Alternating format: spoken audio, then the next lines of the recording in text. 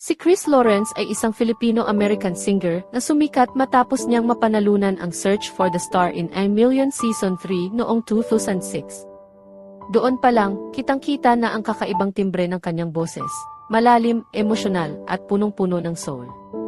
Dahil dito, tinawag siyang isa sa mga pinakamahusay na male R&B artist sa Pilipinas.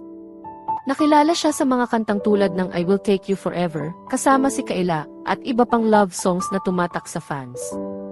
Pero bukod sa kanyang music career, naging laman din ng usapan ang kanyang personal na buhay. Nagkaroon siya ng relasyon sa aktres na si Katrina Halili, at nagkaroon sila ng anak na si Kitney. Sa kabila ng kanilang hiwalayan, nanatili ang respeto at maayos na samahan nila bilang co-parents, isang bagay na hinahangaan ng marami. Sa paglipas ng panahon, mas pinili ni Chris ang mas pribadong buhay malayo sa ingay ng showbiz, at mas nakatuon sa kanyang pamilya at personal growth.